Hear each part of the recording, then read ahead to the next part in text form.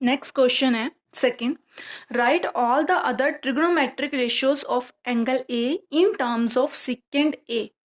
8.4 exercise है ये। हमें सारे ट्रिग्नोमेट्रिक रेशियोज को मतलब साइन, कॉस, टैन सभी को हमें और कॉट को, कॉसिकेंड को हमें सभी को चेंज करना है in the form of second ए।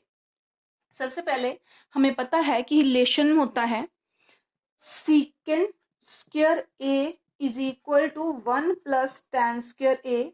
ये हमने फॉर्मूला जो है वो पढ़ा हुआ है। यहीं से हम फाइंड आउट करेंगे अपनी साइन की वैल्यू। हमें पता है अगर हम सीकेंड स्क्वायर ए की वैल्यू ये होती है तो टैन स्क्वायर की वैल्यू क्या होती है। यहां से हम वैल्यू फाइंड आउट करने लगे हैं टैन की।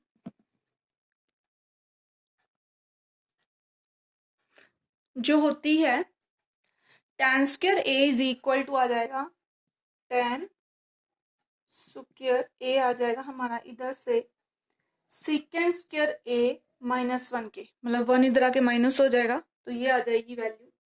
अब हमें पता है कि टैन का फॉर्मूला जो टैन होता है वो साइन अपॉन कॉस होता है, तो ये आ जाएगा साइन स्क्वायर ए अपॉन कॉस स्क्वायर ए की वैल्यू सीकेंड स्क्वायर ए -1 के इक्वल। यहाँ से ये वैल्यू आ रही है। अब हमें फाइंड आउट करनी है साइन की वैल्यू, दैट्स वाई हम साइन स्क्वायर ए को यहीं रहने देंगे, कॉस स्क्वायर ए इधर आके मल्टीप्लाई हो जाएगा और ये बन जाएगा कुछ इस तरह से। क्रॉस मल्टीप्लाई कर दिया है हमने तो ये इस तरह से आ जाएगा। नेक्स्ट स्टेप में हमें स्क्वायर नहीं चाहिए, हमें साइन स्क्वायर नहीं चाहिए, हमें सिर्फ साइन चाहिए। दैट्स वाई हम क्या करेंगे, स्क्वायर को ले जाएंगे दूसरी साइड और ये बना देगा अंडर रूट। इधर आके आ जाएगा under root cos square A into सीकेंड square A -1 under root बन गया। नेक्स्ट स्टेप में अब क्या करेंगे, हम अंडर रूट को सॉल्व कर देंगे।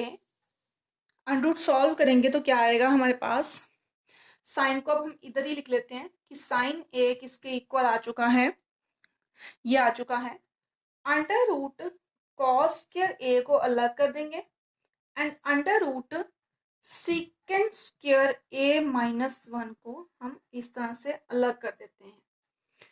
अब जो ये है हमारे पास स्क्वायर के साथ अंडर रूट कैंसिल हो जाएगा क्योंकि सिंगल टर्म है, दैट्स वाई वो वाला नहीं होगा।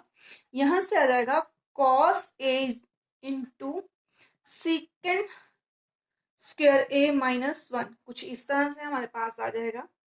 नेक्स्ट स्टेप में हम क्या करेंगे, कॉस को हम जानते हैं कि इसको 1/सेकेंड हम लिख सकते हैं, तो ये लिख दिया हमने और ये टर्म एज इट इज रखी है हमने सीकेंड स्क्वायर ए -1, जिसको नेक्स्ट स्टेप में हम क्या लिख सकते हैं, under root second square A -1 divided by second A. कुछ इस तरह की वैल्यू हमारे पास आ जाएगी साइन ए की। तो ये एक आंसर आ जाता है, हमारे साइन की वैल्यू आ जाती है इन टर्म ऑफ सेकेंड, क्योंकि हमें कॉस में नहीं आंसर चाहिए, हमें सेकेंड में चाहिए था, दैट्स वाई हमने कॉस को भी टर्न कर दिया है।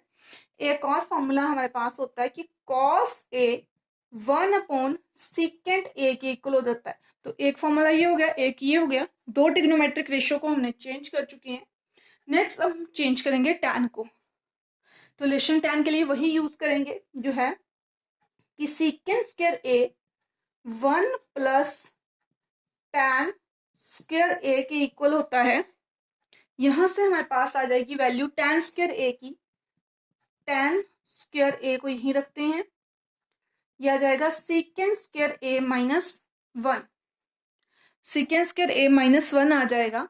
अब हमें टैन फाइंड आउट करना है, दैट्स वाई स्क्वायर दूसरी साइड जाके बन जाएगा अंडर रूट और ये आ जाएगा अंडर रूट सीकेंड, एक मिनट, ये आ जाएगा under root second square A -1 और इधर टैन ए। तो टैन ए की वैल्यू हमारे पास आ चुकी है, साइन की आ गई है, कॉस की आ गई है और टैन की आ गई है। अब रहती है कॉट की वैल्यू, कि कॉट की वैल्यू को हमें सेकेंड में चेंज करना है। वो किस तरह से हम कर सकते हैं, कॉट में चेंज करने के लिए जो tan है हम इसी में कुछ चेंजेस करेंगे कि जो tan है इसको हम लिख सकते हैं 1/cot। मैं यहाँ पे लिखने लगी हूँ 1/cot है, किसके इक्वल आएगा, जो वैल्यू है उसी के इक्वल लिख देंगे सीकेंड स्क्वायर a -1 के, और इस तरह से अंडर रूट आ जाएगा। अब नेक्स्ट स्टेप में हमें एक्चुअली कॉस लिख दिया मैंने, कॉट लिखना था, कॉट चाहिए तो कॉट को हम ऊपर ले जाएंगे, उसको नीचे इस तरह से ले आएंगे, ये आ जाएगा secant square a -1, cot a आ जाता है इस तरह से ऊपर। तो ये कॉट a की वैल्यू आ चुकी है। अब हमारे पास जो है वैल्यू से फाइंड आउट करने को रही है कोसिकेंड की, क्योंकि साइन कॉस टैन और कॉट की वैल्यू हम फाइंड आउट कर चुके हैं। तो कोसिकेंड की किस तरह से फाइंड करेंगे, हमें पता है जो साइन की वैल्यू दी हुई है इसी स्टेप में हम चेंज करेंगे। इस स्टेप को दोबारा से लिख लेंगे कि साइन ए इसके इक्वल है, मैं नहीं लिख रही हूँ आपने लिख लेना है। साइन ए अगर इसके इक्वल है तो साइन की वैल्यू कोसिकेंड ए होती है, ये आ गई इसके इक्वल। सारे स्टेप्स जो हैं क्वेश्चन में से ही सॉल्व हो रहे हैं, बहुत इजी है, इस तरह से आ जाता है। अब हमें क्या करना है, एक मिनट, ये इस स्टेप से मैं लिख रही हूं कि 1/cosecant a under root secant square a -1/secant a होता है। तो नेक्स्ट स्टेप में हमें सीकेंड, क्योंकि हमें तो कॉसिकेंड फाइंड करना है, ये तो 1/cosecant है, कॉसिकेंड को हम ऊपर लिख देंगे, तो क्रॉस मल्टीप्लाई में ये टर्म ऊपर आएगी यहाँ पे सीकेंड है, ये टर्म आ जाएगी डिवाइड में सीकेंड स्क्वायर a -1, और ये चले जाएगी यहाँ पे ऊपर कॉसिकेंड a। तो इस तरह से कॉसिकेंड a की वैल्यू भी हमारे पास फाइंड आउट हो चुकी है।